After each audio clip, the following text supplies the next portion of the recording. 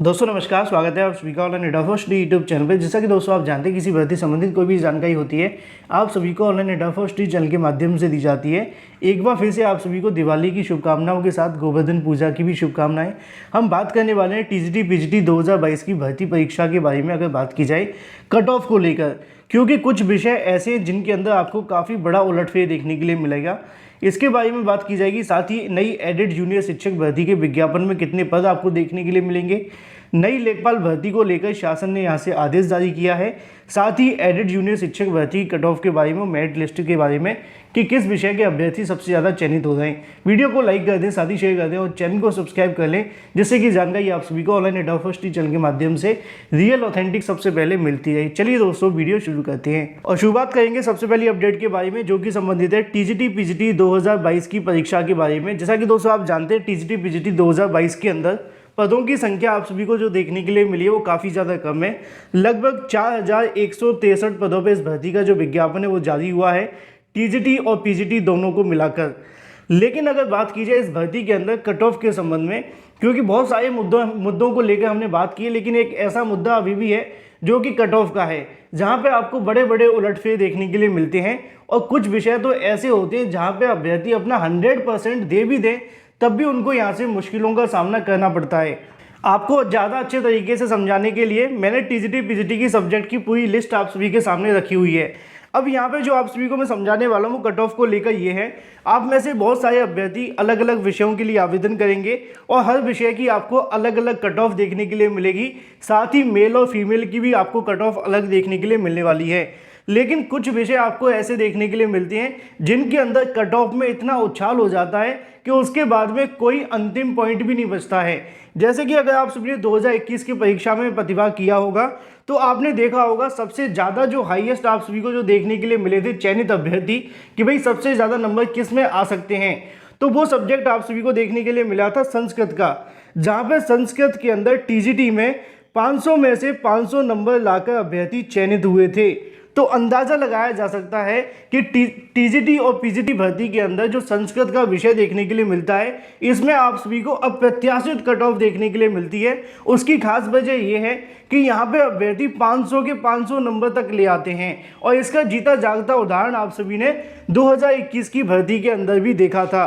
लेकिन कुछ ऐसे सब्जेक्ट और भी हैं जिनके अंदर आपको कट ऑफ में उलटफेर देखने के लिए मिलता है। लेकिन याद रहे कि आप सभी के जो कट ऑफ का कहीं ना कहीं निर्धारण किया जाता है वो डिपेंड करता है आपकी सीटों के ऊपर। इसके अलावा आपकी सीटों के साथ साथ यहाँ पे पेपर के पैटर्न को लेकर कि पेपर कैसा देखने के लिए मिला, आसान था, कठिन था या फिर ज़्यादा कठिन देखने के लिए मिला, जिसको हम मॉडरेट कहते हैं, इजी कहते हैं, हार्ड कहते हैं। और जब बात आती है सीटों की संख्या के बारे में तो वो आप सभी को बहुत कम देखने के लिए मिलती है। जैसे कि एग्जाम्पल के तौर पे अगर हम जाते हैं फीमेल के अंदर तो यहाँ पर 27 सीटें आप सभी को देखने के लिए मिलती हैं अलग अलग कैटेगरी के अंदर। अब 27 सीटों के ऊपर कितनी कट ऑफ जा सकती है संस्कृत की, तो अंदाजा लगा कर देखिए। जहाँ पे अभ्यर्थी 500 में से 500 ले आते हैं तो 450 तक की कट ऑफ भी आपको देखने के लिए मिल सकती है संस्कृत सब्जेक्ट के अंदर। मैं यहाँ पे बात कर रहा हूँ फीमेल को लेकर। जब बात आती है मेल के अंदर तो मेल के अंदर जो सीटों की संख्या देखने के लिए मिलती है वो लगभग 264 के समथिंग है।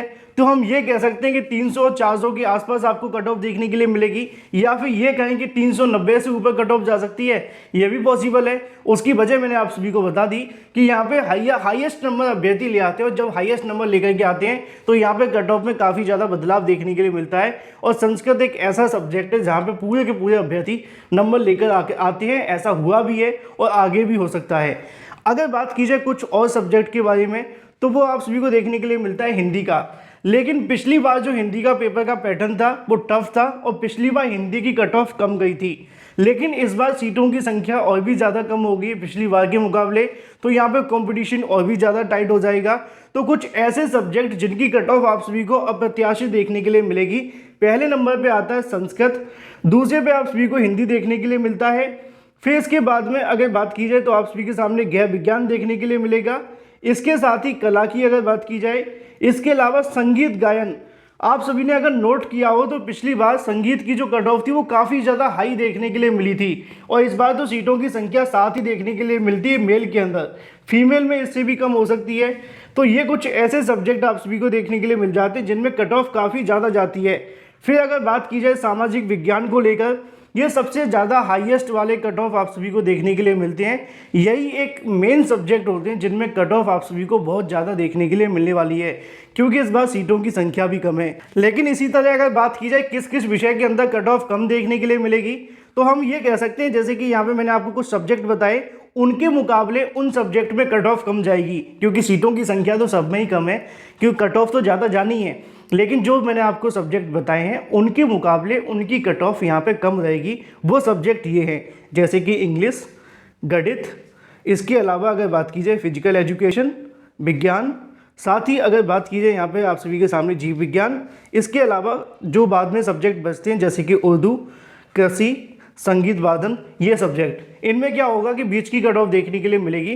तो हाईएस्ट कट ऑफ वाले जो होंगे वो आप सभी को देखने के लिए मिलते हैं हिंदी, सामाजिक विज्ञान, इसके अलावा संस्कृत, गैर विज्ञान, कला, ये कुछ ऐसे सब्जेक्ट हैं जिनमें बहुत ज़्यादा कट ऑफ देखने के लिए मिलेगी। चाहे अगर बात की जाए मेल को लेकर या फीमेल के बारे में, चाहे बात की जाए अगर आप सभी के टीजीटी और पीजीटी के अंदर, कुछ पीजीटी के संबंध में भी जानकारियाँ देखने के लिए मिल जाती हैं।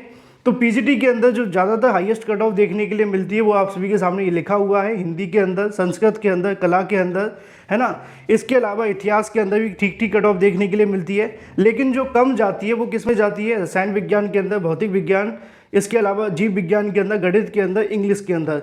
ये कुछ ऐसे सब्जेक्ट हैं जिनमें कट ऑफ आपको कम देखने के लिए मिलती है। इसके अलावा जो भी होंगे उसमें बहुत ज़्यादा होगी, हालांकि सभी की कट ऑफ ज़्यादा ही होगी क्योंकि सीटों की संख्या बहुत कम है। तो इस बार अगर आप एक सीट लेने की सोचें तो अपनी प्रिपरेशन आप सभी को बिल्कुल उच्च स्तरीय करनी पड़ेगी, तभी आप सभी को टीजीटी पीजीटी भर्ती के अंदर आपको एक सीट मिलेगी। बात कर लेते हैं अपनी अगली अपडेट के बारे में जो कि संबंधित है नई एडेड जूनियर शिक्षक भर्ती को लेकर।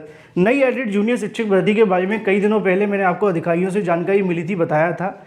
आज सुबह न्यूज़पेपर्स में भी आप सभी ने देखा है कि सरकार के माध्यम से कहा गया है, जो उनके अधिकारी हैं, कि अगर एडेड जूनियर के खाली पदों को वर्तमान भर्ती में जोड़ दिया जाता है तो ये यहाँ पे बीएड बीटीसी करने वाले छात्रों के साथ धोखा होगा, इस वजह से वो नहीं जोड़ रहे हैं। तो ऐसे में नई एडेड जूनियर शिक्षक भर्ती कितने पदों पर जारी होगी, कितने पद देखने के लिए मिलेंगे, इसके बारे में अधिकारियों से पूछा गया तो उन्होंने जानकारी दी है कि एडेड जूनियर शिक्षक भर्ती के अंदर अभी भी लगभग 2000 से आसपास जो पद हैं वो खाली हैं। भर्ती का विज्ञापन इससे कम पे भी जारी हो सकता है और ज़्यादा पर भी। ज़्यादा पे कैसे होगा, दोबारा से अध्यासन मांगे जाए तो। कम पे क्यों होगा, अगर दोबारा अध्यासन मांगे गए तो कई बार कम भेज देते हैं हमारे अधिकारी। तो दोनों ही चीज़ें आप सभी को देखने के लिए मिलेंगी। लेकिन नई एडेड जूनियर शिक्षक भर्ती का विज्ञापन का अगर आप इंतजार कर रहे हैं तो लगभग 2000 पदों के आसपास ही आपको नई भर्ती देखने के लिए मिलेगी और इसका विज्ञापन 2023 के आसपास आपको देखने के लिए मिलेगा, क्योंकि अभी तो पुरानी भर्ती लटकी हुई है। जब पुरानी पूरी होगी तभी नई जारी होगी। बात कर लेते हैं नई लेखपाल भर्ती के विज्ञापन के बारे में।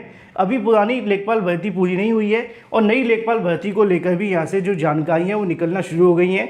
एक आदेश भी जारी कर दिया गया है जिसके बारे में जानकारी आपको यहाँ से देखने के लिए मिलेगी कि लेखपालों के खाली पदों का ब्यौरा मांगा गया है।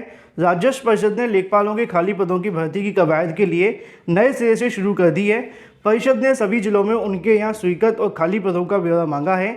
एक अधिकारी के मुताबिक करीब 11,000 से ज़्यादा जो पद हैं वो खाली बताए जा रहे हैं, लेकिन जिलों से ब्यौरा मिलने के बाद ही वास्तविक आपको जो स्थिति है वो देखने के लिए मिलेगी।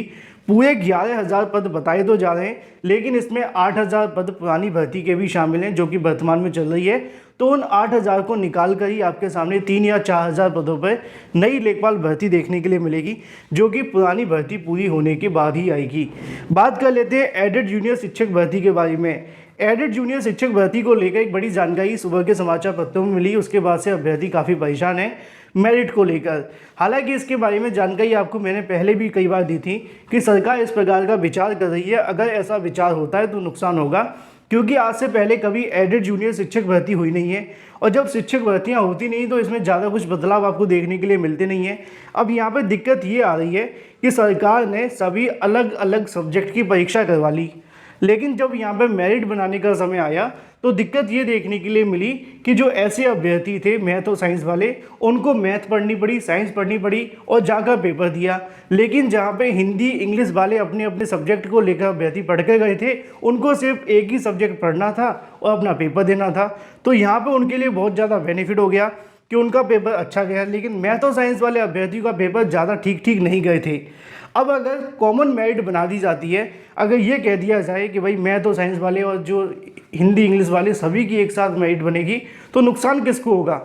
सिंपल सी बात है, मैथ और साइंस वालों को होगा, लेकिन कुछ और सब्जेक्ट भी आप सभी को देखने के लिए मिलने वाले हैं। बाकी जो असली मामला होगा वो तो शासन आदेश जारी होने के बाद ही पता चलेगा, लेकिन वर्तमान में जो कंडीशन है उसके आधार पर मैं आपको बता सकता हूँ, अगर आप सभी की राज्य स्तरीय मेरिट बनती है, विषयवार आपकी मेरिट नहीं बनती है, जो कि समाचार पत्र में लिखा हुआ है कि विषयवार मेरिट नहीं बनने वाली है, साफ साफ लिखा है, आप सभी को मैंने बता भी दिया है।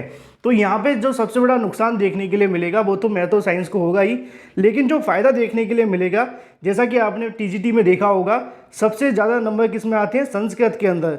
तो यहाँ पे संस्कृत वाले अभ्यर्थियों के लिए बेनिफिट देखने के लिए मिलने वाला है। दूसरा सबसे ज़्यादा बेनिफिट किसको देखने के लिए मिलेगा, हिंदी वाले अभ्यर्थियों के लिए, ठीक है। तीसरा सबसे ज़्यादा किसको देखने के लिए मिलेगा, एसएसटी वाले अभ्यर्थियों के लिए। सबसे ज़्यादा जो चयनित अभ्यर्थी होंगे वो आपको संस्कृत में देखने के लिए मिलेंगे अगर कॉमन मेरिट बनती है। दूसरे नंबर पे आपको हिंदी देखने के लिए मिलेगी, और तीसरे नंबर पे जो आपको देखने के लिए मिलेगी वो सामाजिक विज्ञान होगी। उसके बाद में जो भी यहाँ से आप सभी के सामने बच जाते हैं, जैसे कि इंग्लिश, इसके अलावा मैथ और साइंस, इनमें सबसे कम अभ्यर्थी चयनित होने की संभावना है, क्योंकि इन सभी के पेपर हिंदी, इंग्लिश और जो संस्कृत वाले अभ्यर्थी हैं उनके मुकाबले ज़्यादा बढ़िया नहीं हुए हैं। उसकी वजह मैंने आपको स्टार्टिंग में ही बता दी है। बाकी जब सरकार मेरिट लिस्ट जारी करेगी और अगर कॉमन मेरिट बनी तो इसकी जानकारी भी आप सभी को दी जाएगी, लेकिन जो वर्तमान में कंडीशन है, जानकारी निकल रही है कि कॉमन मेरिट बन रही है, तो मैथ और साइंस वाले छात्रों को तो सीधा ही नुकसान है। संस्कृत, हिंदी और एसएसटी वाले छात्र ज़्यादा यहाँ से चयनित होंगे, और इसकी जानकारी आपको जब आपका विज्ञापन जारी हुआ था तब भी मैंने आपको बताया था। वीडियो को लाइक कर दें, साथ ही शेयर कर दें।